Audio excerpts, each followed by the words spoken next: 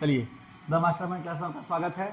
चलिए फिर दोबारा भी स्टार्ट करते हैं। काफ़ी दिनों से मैंने छोड़ दिया था, अब फिर से एकदम कंटिन्यू एक बुक पढ़ाएंगे आपको, एच.डी. यादव का बुक, और अपने पास से भी सारी बुक हम आपको बताएंगे कैसे क्या करना है। ठीक है, तो आज ही से स्टार्ट करेंगे वीडियो बनाना। पर डे आपको वीडियो मिलना शुरू हो जाएगा 8 बजे मॉर्निंग में। एक एक चैप्टर वाइज पढ़ाएंगे, सारे क्वेश्चन एच.डी. यादव के जितने भी क्वेश्चन होंगे उसको भी कराएंगे, महेश मिश्रा के क्वेश्चन कराएंगे, और जो भी पेपर आपके बनेंगे उन पेपर का भी सोल्यूशन हम आपसे करवाएंगे। तो एच.डी. यादव में भी शुरुआत करेंगे, आज से हमारा वीडियो शुरू हो जाएगा आना, और आप लोग देखिएगा।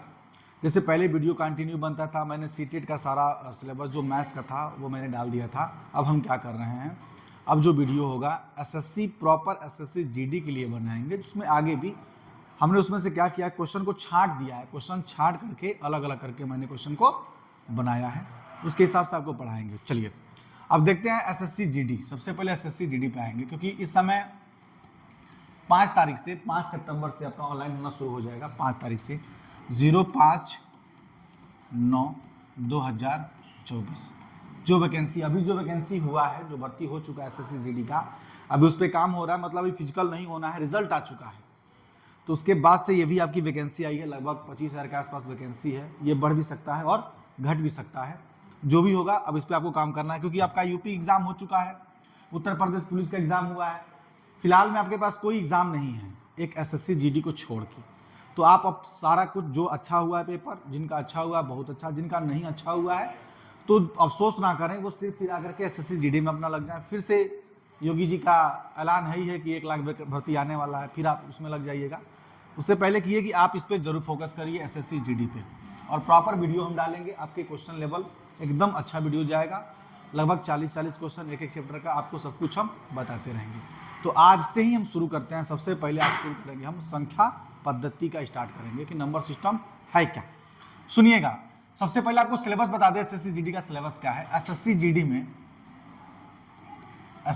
में आपके जो सिलेबस है वो सबसे पहले आपका है हिंदी है। हिंदी के बाद से आपका क्या आएगा, रीजनिंग आएगा, रीजनिंग के बाद से आपका क्या है, मैथ्स है। अब मैथ्स के बाद से आपका क्या है, जीएस और जीके, जिसमें करंट अफेयर वगैरह सब कुछ है। हिंदी में आपका 20 क्वेश्चन रहेगा, रीजनिंग में आपका 20 क्वेश्चन रहेगा, मैथ्स में आपका 20 क्वेश्चन रहेगा, और जीएस जीके में 20 क्वेश्चन रहेगा। हम आपको सारा सिलेबस फ्री में प्रोवाइड करवाएंगे यहीं पे। आप हमसे मैथ्स और रीजनिंग देखिएगा, जीएस के लिए अलग, और जीएस प्रॉपर नहीं, इस समय का जीएस ऐसा आ रहा है, आप देख रहे हैं कि जीएस रह ही नहीं रहा। स्टैटिक जीके जो भी इकोनॉमी हो रहा है इस समय, सब कुछ उसी पे बेसिस रह रहा है। अभी यूपीपी का एग्जाम हुआ है, जीएस कोई कह ही नहीं सकता कि कहाँ से आया कहाँ से नहीं, ना हिस्ट्री ना ज्योग्राफी, कहीं से कुछ क्वेश्चन नहीं आया था। तो आप देख लीजिएगा, हम आपको पढ़ाएंगे रीजनिंग और क्या, मैथ्स। 40 नंबर का क्वेश्चन हम आपको कराएंगे, बेहिचक आप पढ़िएगा, एक एक चीज एक एक टॉपिक वाइज बनाएंगे बहुत अच्छे ढंग से। आज ही आपका हम शुरुआत करने जा रहे हैं नंबर सिस्टम, प्राकृतिक संख्या, उसमें जो आता है प्राकृतिक संख्या, सम संख्या, विषम संख्या, संख्या पद्धति। अब संख्या पद्धति में है क्या, यहां से भी क्वेश्चन बनाएगा, जहां जहां से क्वेश्चन बनाएगा हम बताएंगे। यह है संख्या पद्धति, अंग्रेजी में बोलते हैं इसको नंबर सिस्टम। संख्या पद्धति का मतलब क्या होता है, नंबर सिस्टम का मतलब है क्या होता है, नंबर को सिस्टमैटिक ढंग से रखना। नंबर को क्या करना, सिस्टमैटिक ढंग से रखना। अब कोई नंबर हम ले लें, कहीं का कहीं लिख दें, कहीं का कहीं भेज दें, तो ये सिस्टम थोड़ी ना हुआ। किसी भी चीज का एक सिस्टम होता है कि हम सिस्टम पे काम करेंगे, ये थोड़ी ना कि अब 4 लिखा है तो हम 15 लिख दें, 10 लिख दें, कहीं से जहां उठा कर रख दें, नहीं। इसको सिस्टमैटिक ढंग से लिखना, उसमें भी एक अलग अलग होंगे कि कैसे लिखना है, किसको क्या नाम। जैसे परिवार होता है, परिवार में एक बुजुर्ग सदस्य होते हैं, उस सदस्य में सभी लोगों का काम बांटा जाता है, उनका ये नाम होता है, फलाना ढिकाना नाम होता है। तो सेम ऐसे ही यहाँ भी नाम दिया जाएगा। संख्या पद्धति में जो नंबर सिस्टम है इसमें नाम दिया जाएगा, अलग अलग नाम इसमें आएगा, इसमें कितने रहेंगे, कैसे रहेंगे। इसी में जो शुरुआत होता है सबसे पहले नंबर सिस्टम का, ये होता है आपकी प्राकृतिक संख्या से स्टार्ट होता है। कि सबसे पहले इसमें क्या होता है, प्राकृतिक संख्या होता है। अब प्राकृतिक संख्या होता क्या है, प्राकृतिक संख्या क्या होता है, हम आपको सब इसमें बताते जाएंगे। प्राकृतिक संख्या क्या होता है, परिमेय संख्या क्या होता है, पूर्ण संख्या क्या होता है। प्राकृतिक संख्या हो गया, और एक आपका हो जाएगा क्या यहाँ पे, पूर्ण संख्या। हम बताएंगे इसमें, इसके अंदर क्या क्या आएगा। इसी में आएगा आपका परिमेय संख्या, अपरिमेय संख्या, जो पाई की वैल्यू, सब कुछ इसमें बताएंगे। भाज्य संख्या, अभाज्य संख्या। अगर हम बात करें आपकी प्राकृतिक संख्या की, तो प्राकृतिक संख्या है क्या, देखिए नाम ही है प्राकृतिक संख्या, प्राकृतिक जो नेचर से प्रकट आया हो, हम ना बनाए हैं। जैसे पंखा चल रहा है तो पंखा हमने स्विच ऑन किया, चलना शुरू हो गया, तो हम क्या कर रहे हैं, हम कृत्रिम, हम कार्य को कर रहे हैं, तो हमारे द्वारा बनाया गया वो प्राकृतिक नहीं होगा। जो अपने आप उत्पत्ति हुई हो, जैसे हवा का चलना, अपने आप हवा का चलना, बारिश का होना, आप बारिश करा लेंगे, हम बारिश करा लेंगे, नहीं करा पाएंगे, ये हमारा क्या है, नेचर है।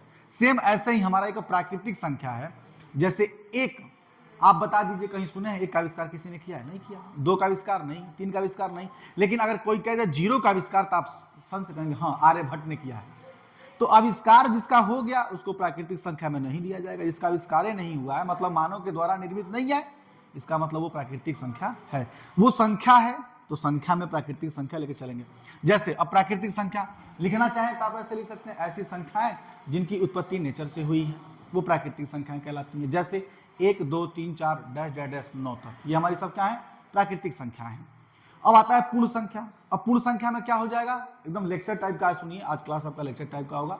लिखते समय भी देखिए कैसे क्या करना है क्या नहीं करना। हम कुछ चीज़ें यहाँ पे बताएंगे आपको, डिविजिबिलिटी पढ़ाएंगे, एक एक सब कुछ बताएंगे आपको एक एक बारीकी से। जो लड़का एकदम बेसिक से पढ़ना चाहता है एकदम बेसिक से पढ़ सकता है, एकदम जो हाई जाना चाहता है वो हाई जा सकता है, इसमें कोई दिक्कत नहीं है, ठीक है।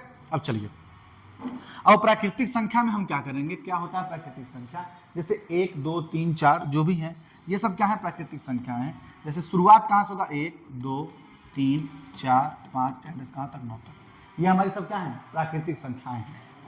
तीनों को कहा जाता है प्राकृतिक संख्या जो नेचर से उत्पत्ति हुई है। इसके बाद से आपका आता है एक पूर्ण संख्या, जिसको बोलते हैं अंग्रेजी में होल नंबर। पूर्ण संख्या क्यों कहा गया इसको, क्योंकि अगर हम आपसे कहें प्राकृतिक संख्या से 10 लिख के दिखाइए, तो प्राकृतिक संख्या हमारा यही तो है, 9 तक है, तो आप 10 कहां से लिख लेंगे, इसमें जीरो है कहीं नहीं है, तो आप नहीं लिख पाएंगे प्राकृतिक संख्या। तो इसका मतलब प्राकृतिक संख्या से हम 10 को नहीं लिख पाएंगे, और जब 10 नहीं लिख पाएंगे तो कोई संख्या पूर्ण कैसे हो जाएगा। इसका मतलब प्राकृतिक संख्या से हम किसी भी संख्या को नहीं लिख सकते हैं। जैसे अब जीरो आ जाए, सारी संख्याओं को नहीं लिख सकते हैं, कुछ संख्याओं को लिख सकते हैं, कुछ संख्याओं को नहीं भी लिख सकते हैं। लेकिन पूर्ण संख्या की अगर बात कर दे कि पूर्ण संख्या क्या होती है, तो नामे है होल नंबर, सारी संख्याएं। अब जीरो भी एक हमारी क्या है, संख्या है भाई, जीरो को भी ले सकते हैं। अब जीरो को दाएं और बाएं वाला खेल अलग बात हो गई। अब जीरो की बात करें, पूर्ण संख्या की बात करें, तो पूर्ण संख्या हमारी क्या हो जाएगी, जो जीरो से स्टार्ट हो, कहां से स्टार्ट हो, जीरो से। सेम टू सेम रहेगा, इसमें जीरो नहीं था क्योंकि जीरो की उत्पत्ति हुई थी, तो जो जीरो की उत्पत्ति हुई है आर्यभट्ट ने किया है, कृत्रिम में चला गया, इनको पूर्ण संख्या में डाल दिया, यहां से हटा दिया, इनको लाग क्या बोल दिया, पूर्ण संख्या। अभी स्टार्ट कहां से हो जाएगा, जीरो से, 0 1 2 3 कहां तक, 9 तक। अब ये क्या हो गया हमारा पूर्ण संख्या। अब इस पूर्ण संख्या से कोई भी संख्या बना सकते हैं, लेकिन यहां से सारी संख्याएं नहीं बन सकती हैं।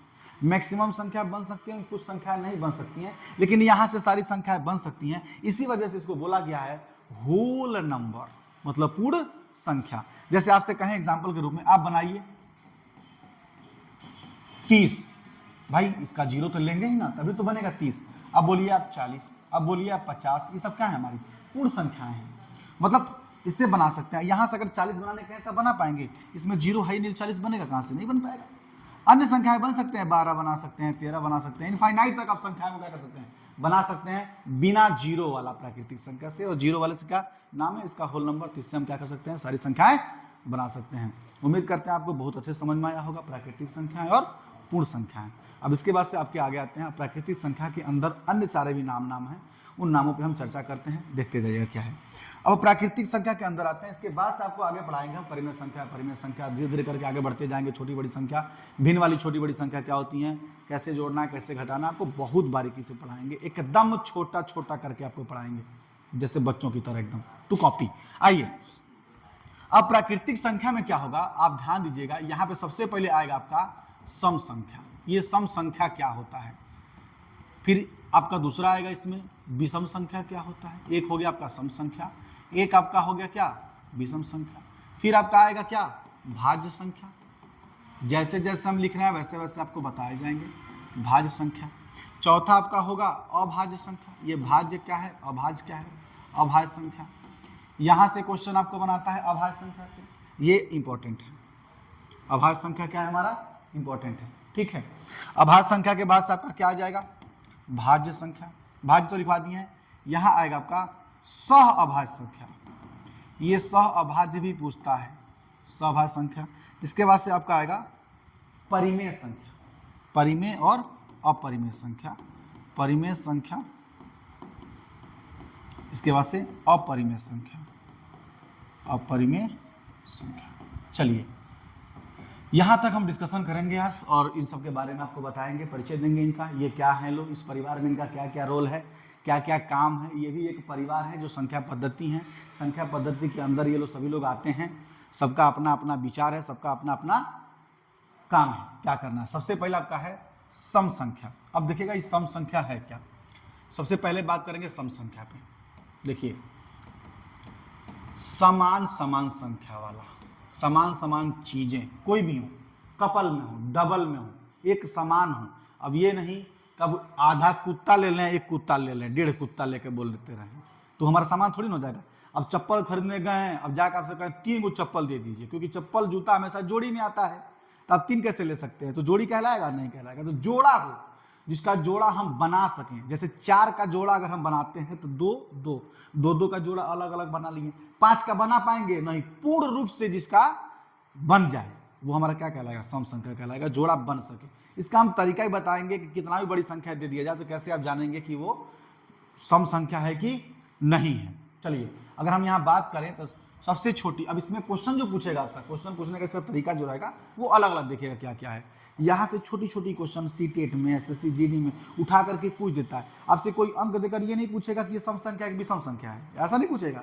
वो पूछ देगा सबसे छोटी सम संख्या क्या है, सबसे छोटी विषम संख्या क्या है, सबसे छोटी सम अभाज्य संख्या क्या है, सबसे छोटी विषम अभाज्य संख्या क्या है। ये सब आपको हमको बताना है। 1 से लेकर के 50 के बीच में कितने भाज्य आते हैं, कितने अभाज्य आते हैं, कितनी संख्याओं का 0 होता है, सब कुछ आपको बताएंगे, धीरे धीरे करके सब कुछ आपको सिखाएंगे। देखिएगा अभी सम संख्या की बात करें तो जो सम संख्या होगा, सबसे छोटी सम संख्या की बात करें अंक में, सबसे छोटी सम संख्या,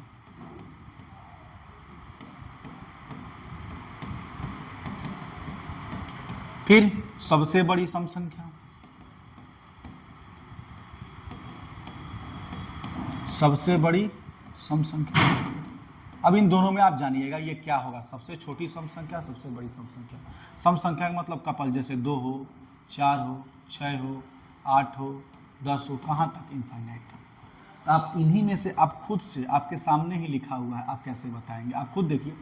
इनमें सबसे छोटा आपको क्या दिखाई दे रहा है, तो सबसे छोटा आपको दिखाई दे रहा है क्या, 2। तो सबसे छोटी सम संख्या हमारी क्या हो जाएगी, 2 हो जाएगी। सबसे बड़ी की बात करें तो सबसे बड़ी इसमें क्या हो पाएगा, कोई संख्या नहीं होगा, इनफाइनाइट तक आप कहाँ ढूंढ पाएंगे। 2 से कटने वाला तो करोड़ों अरबों, नील कदम पदम, ये सब नहीं होता है, कदम पदम मतलब जहाँ तक जाए वो सब, ठीक है। तो यहाँ तक हो गया आपका, इनफाइनाइट होता है, तो सबसे सम संख्या हो गया। अब हम पहचान कैसे करेंगे किसी संख्या कोई सम संख्या है कि नहीं है, तो पहचान क्या करेंगे, सबसे पहले पहचान इसकी क्या है, इकाई के अंक में।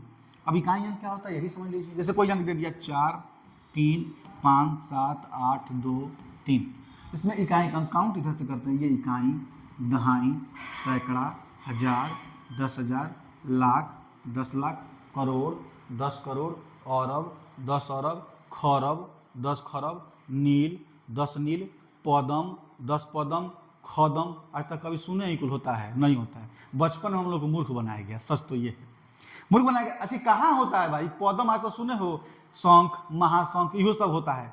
कौन पेपर में आप सुने हैं कि एगो शंख के चोरी, अब कौन को किसी पेपर में लिख के आ जाए एक शंख की चोरी, तो लोग कहेगा पंडित जी की चोरी लेके भाग गया कोई। तो शंख नहीं लिखता है, अरब तक लिख के आता है, 1 अरब संपत्ति लूट लिया गया, 1 अरब की चोरी हो गई।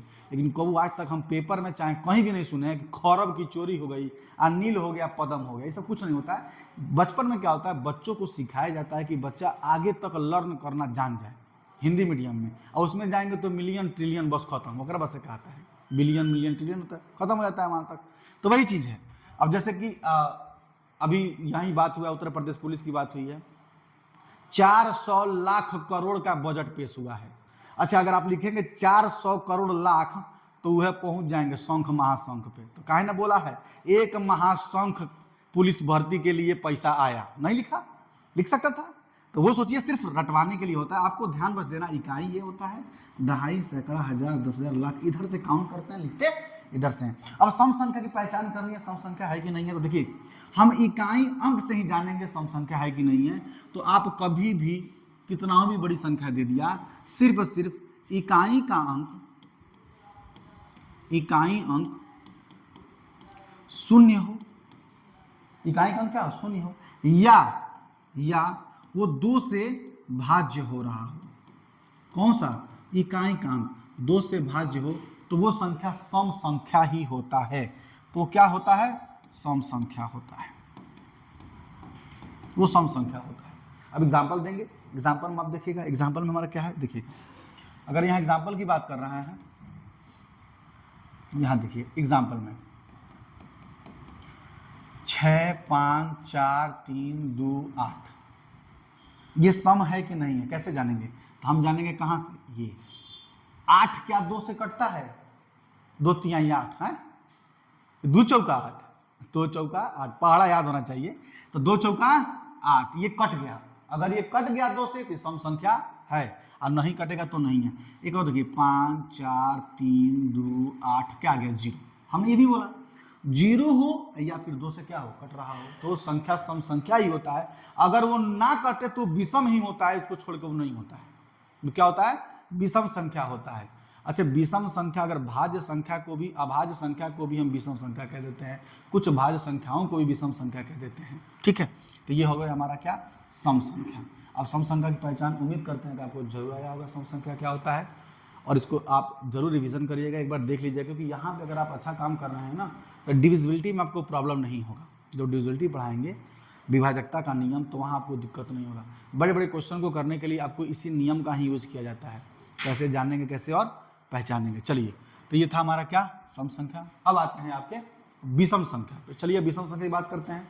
सम संख्या हो गया हमारा क्लियर, विषम संख्या, तो अरे ऐसी ही संख्या है जो सम नहीं है तो विषम है, नामे है सम, अब 20 ला के डाल दिया आगे तो तीखा हो जाएगा, मतलब कड़वाहट वाला है, तो इसे दिख रहा है क्या हो गया, विषम।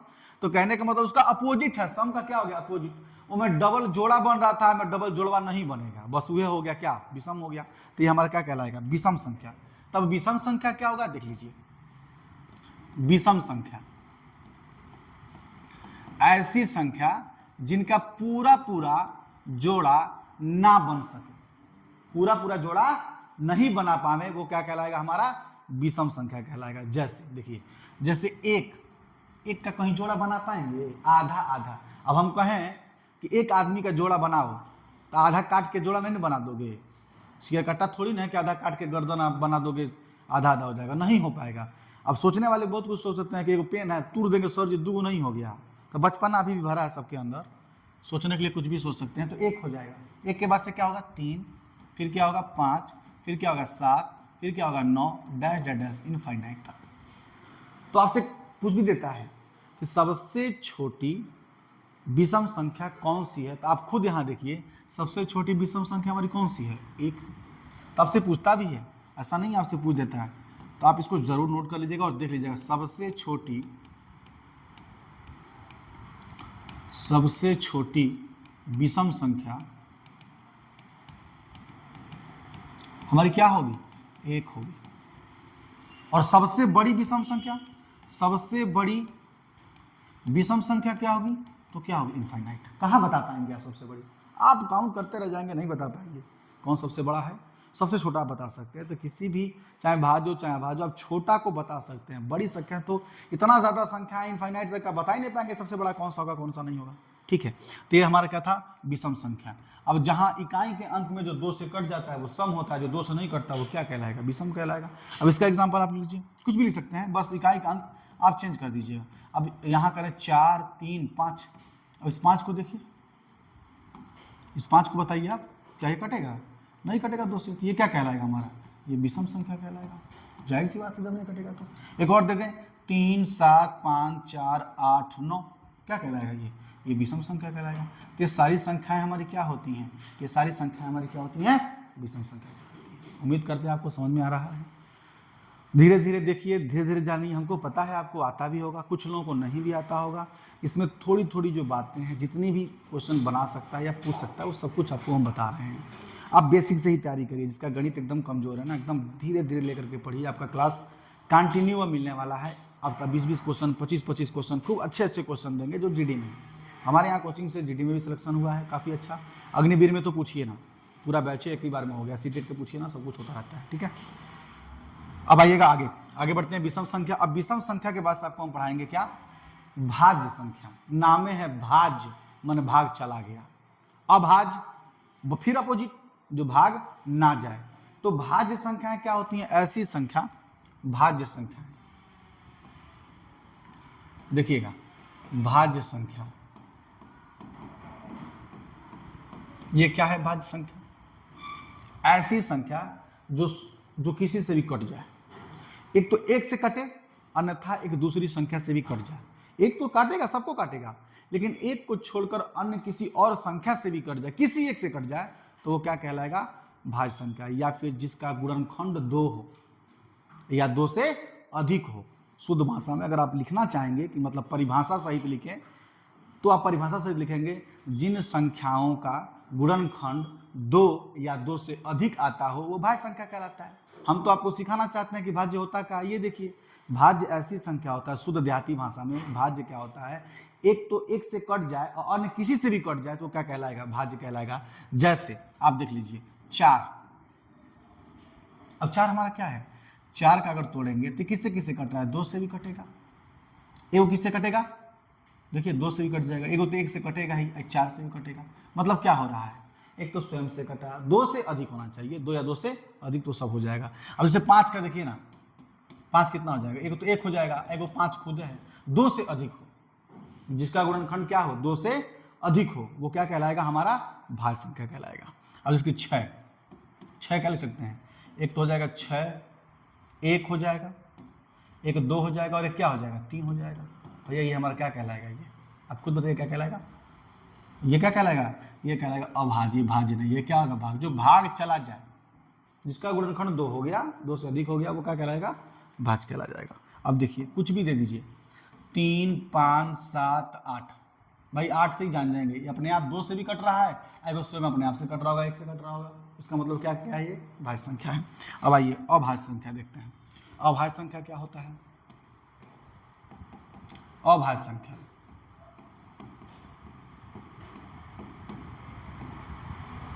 अभाज्य संख्या ऐसी संख्या एक को छोड़ के, एक तो सबको काटेगा ही, जो स्वयं अपने आप से कटे। किससे कटे, स्वयं अपने आप से कटे, वो क्या कहलाएगा, अभाज्य संख्या कहलाएगा। अब अभाज्य संख्या में देखिए क्या होता है, सबसे पहला जो आता है 2 होता है। मैंने कहा एक को छोड़ के, तो 2 हो जाएगा, 3 हो जाएगा, 5, 7, 11, 13, देखिएगा 17, 19, सब ऐसे आता जाएगा, 23 के बाद आएगा 29, 31, ऐसे डायरेक्ट बहुत सारे आएंगे। 31 के बाद आपका आएगा 37, 41, 43, 47, 53, ऐसे करते करते बहुत सारी संख्याएं आएंगी। तो ये इनफाइनाइट तक जाएगा, बहुत सारी संख्याएं। अब इसमें क्वेश्चन क्या बनाता है, ये ध्यान दीजिएगा। अगर आपसे ज़्यादा क्वेश्चन पूछा तो सिंपल क्वेश्चन आपसे पूछेगा अभाज्य संख्या से ही, सबसे छोटी अभाज्य संख्या कौन सी है, सबसे छोटी सम अभाज्य संख्या क्या है, सबसे छोटी सम अभाज्य संख्या है क्या, सबसे छोटी विषम अभाज्य संख्या क्या है। तो सब कुछ पूछता है यहाँ से, 1 से लेकर 50 के, तो जो भी क्वेश्चन आपसे पूछेगा ना, वो यहीं से आता है, अभाज्य संख्या से आता है, और सह अभाज्य और परिमेय संख्या से। अभी बीपीएससी के हाल ही के पेपर में बहुत सिंपल क्वेश्चन दिया था, √3, √5, √4, √3 में परिमेय संख्या कौन सा है। तो आप देखिएगा √4 जो है उसका वैल्यू 2 होता है, और सभी भी प्राकृतिक संख्याएं हमारी क्या होती हैं, परिमेय संख्या कहलाती हैं। तो परिमेय संख्या की डिस्कशन बाद में करेंगे, पहले इसको डिस्कशन करते हैं। जब वहाँ आएंगे तो वहाँ सब कुछ बता देंगे एक बार में सब कुछ। तो यहाँ पे हम नोट करेंगे, पहला सबसे छोटी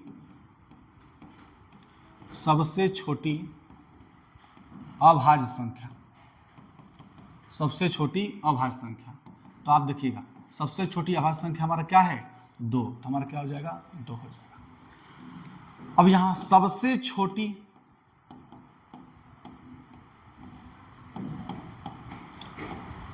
सम अभाज्य संख्या, ये घुमा करके पूछ देता है सम अभाज्य संख्या, तो देखिए क्या होगा, सबसे छोटी सम अभाज्य संख्या यही होगा, 2 ही होगा। देखिए ना, सम की बात कर दिया है तो यही हो जाएगा। सबसे बड़ी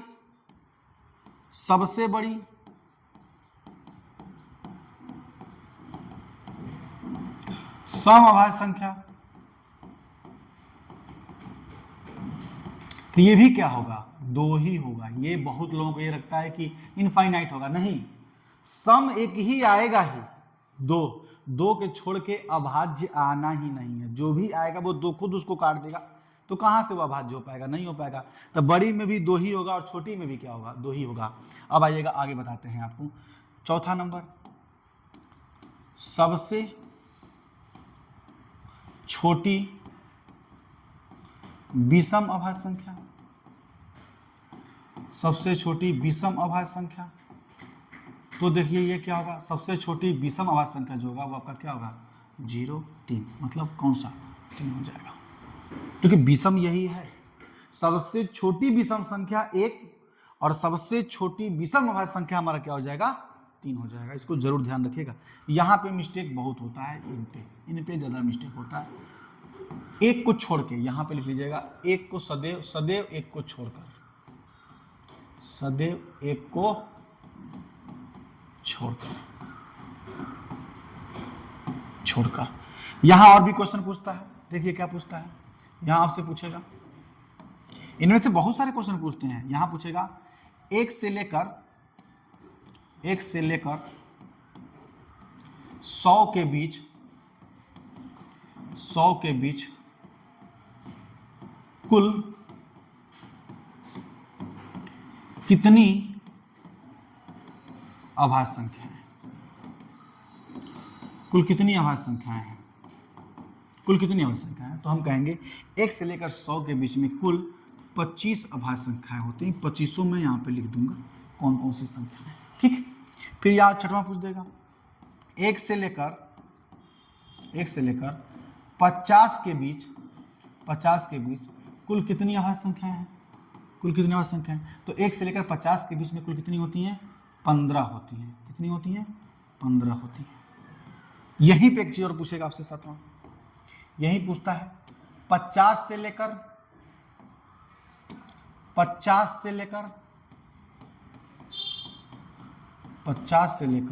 100 के बीच कुल कितनी अभाज्य संख्याएं होंगी, कुल कितनी अभाज्य संख्या होंगी। तो आपको बता दें 1 से लेकर के 50 से लेकर 100 के बीच में कितना होता है, 10 होता है। ये बहुत ही ज़्यादा इंपॉर्टेंट है, अभी पुलिस का पेपर में भी आया था, एसएससी जीडी में तो ये पेट क्वेश्चन है, सीटेट में भी ये आता है, थोड़ा बहुत पूछता रहता है, कहीं ना कहीं से ये क्वेश्चन पूछ लेता है, ठीक है। तो अभाज्य संख्या से इससे आगे इससे ज़्यादा कुछ नहीं पूछता है, सिर्फ इतना ही पूछता है जो मैंने लिखा है। 7 कंडीशन आपको दिए हैं, 7 टाइप बताए, मतलब 7 नंबरिंग किए हैं। इन 7 नंबरिंग में से ही क्वेश्चन बनाता है, इसके बाद से इसमें से क्वेश्चन अभाज्य संख्या से नहीं बनाता है। तो उम्मीद करते हैं आपको भाज्य अभाज्य भी समझ में जरूर आया होगा। चलिए अब इसके बाद से हम बात करेंगे किसका, अभाज्य के बाद से। इन सब पढ़ाने के बाद से हम पीडीएफ डालेंगे, आपको पीडीएफ मिलेगा भी, फ्री ऑफ कॉस्ट पीडीएफ मिलेगा। आप पीडीएफ खुद सरल कीजिए, जो क्वेश्चन फंस रहा है हम यहाँ कराएंगे, आप उसको मिलान कर लीजिएगा, आप उसको देख लीजिएगा क्या है क्या नहीं है, ठीक है। चलिए अब इसके बाद आते हैं सह अभाज्य क्या होता है, ध्यान दीजिएगा। सह अभाज्य संख्या, देखिए सह अभाज्य संख्या, सह अभाज्य संख्या, अभाज्य संख्या, सह का मतलब होता है सहपाठी, और सहपाठी कबो भी दो लोग के साथ आएगा।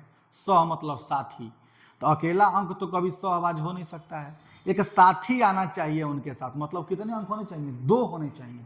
जैसे कहने का मतलब ये है, इसका जो पूर्ण रूप से लिखवाया जाता है क्या बोलते हैं, देखिए सह अभाज्य संख्या ऐसी संख्या जिनका HCF क्या हो, 1 हो, जिसका HCF क्या हो, 1 हो।